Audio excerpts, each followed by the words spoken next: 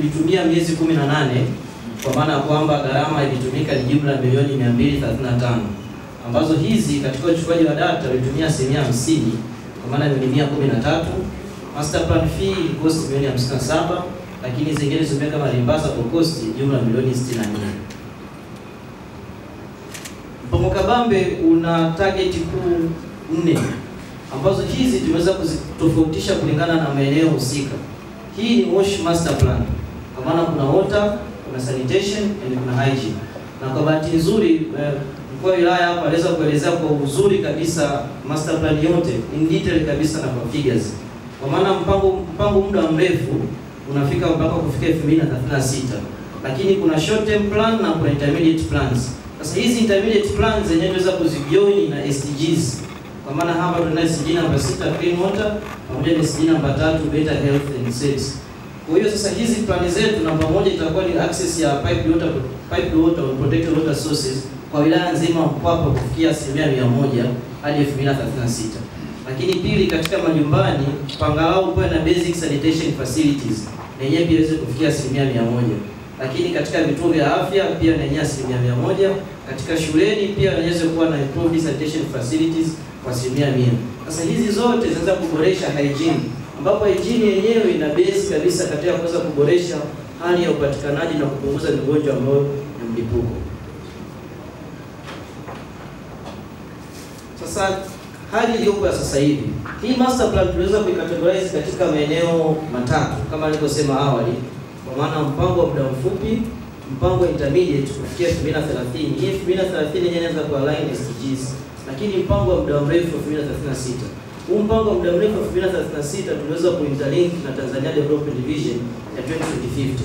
Lakini mpango wa muda mfupi unaweza kuwa linked na Tanzania Development Vision ya 2025 ambayo yenyewe inaanza kudevelopiwa tokea mwaka 2000. Sasa katika upande wa maji hadi kufikia mwaka 2023, upande wa vijijini RUWASA inaweza kufikia huduma kwa 56%. Kwa maana katika vile vijiji 110, 62% yote ilikuwa na huduma ya maji.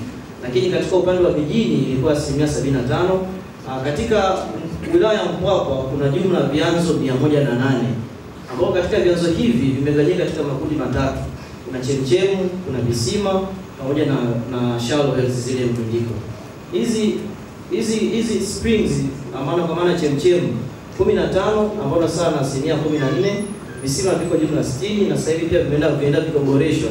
Kwa maana kupitia master plan na kupitia ile mpango wa visima 900, kuna baadhi tayari vimeenda kuongezeka katika kufikia ile mpango wa muda mfupi. Kwa jumla katika hizo visima, katika vyanzo 108, 81% ipo utilized tayari. Kwa maana kuna miradi ambayo inaweza kuendelea na mengine iko tayari katika mpango. Kwa ile ambayo ipo katika mpango tunahesabia kama hicho chanzo kimeshakuwa utilized. Sasa hapa ina maana tunafikaje kusema kwamba mpango wetu utaweza kukidhi mwaka 2036? Hapa tunaweza kufanya assessment ya demand. Je, watu wa Mpwapwa wana milioni 15. Kwa maana tunaweka per capita ya lita 50 kwa person. Sasa hii per capita ya 50 ukichukua lita 15, katika vyanzo vyetu tuna vyanzo vya lita milioni 24. Kwa ukiona kwamba kabisa vyanzo vyetu vilivyopo vinaweza vikatosheleza kabisa kupata huduma. Na hii ni the basis existing situation. Lakini kutokana na matabio na mabadiliko ya hali ya hewa, katika mpango wa muda mrefu tuliweka pia ongezeko pia resources katika master plan tuliyoandaa. Sasa upande wa service delivery, kuna gawanyika kulingana na siduso tofauti, ambapo wastani kwa household walikuwa wanachangia shilingi 1000 mpaka shilingi 3000 kwa kaya. Lakini pia katika mjini walikuwa wanaweza kulipa kuanzia 1000 mpaka 2000 kulingana na hali ya huduma. Hiyo ni upande wa water supply. Upande wa sanitation tunaweza kucategorize kuanzia kwenye household kwa maana kaya.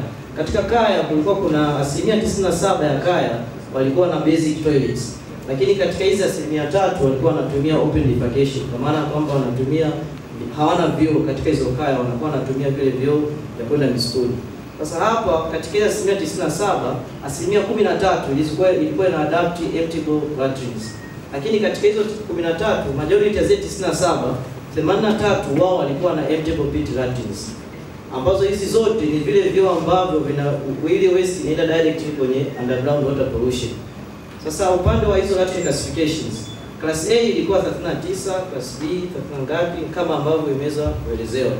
Upande wa fecal sludge katika wilaya Mpwapwa wanaweza kutengeneza jumla waste mita cubic 1900 kwa mwezi, ambazo katika hizi 1400 kama ambavyo zile tulisema 97, 87 wote wanatumia zile empty pits. Kwa hizo 1400 bado zilikuwa zinabaki kwenye zile empty pits. Kwa maana kama unaweza kuona kwamba hapa kuna kama lita mita cubic 45 zinabaki kwenye ground. Ina maana kwamba katika hii master plan yetu kuna source pia nyingine ya opportunity, kwa maana kuweza kuzitoa hizi waste. Na yenyewe pia tunaweza kuandikia na mpaka kuandikia kwamba kama mtu atataka kuinvest katika ile eneo, ni how much ile investment yake inaweza kuwa na return. Katika upande wa hand washing and hygiene and menstrual hygiene, kama ambavyo kwenye ile makala ilipita, 11.7 ya kaya wote walikuwa na basic hizo hand wash facility, ambapo 59.1 walikuwa wanaweza kudemonstrate knowledge ya kunawa mikono pamoja na kutumia hizo facilities zenyewe.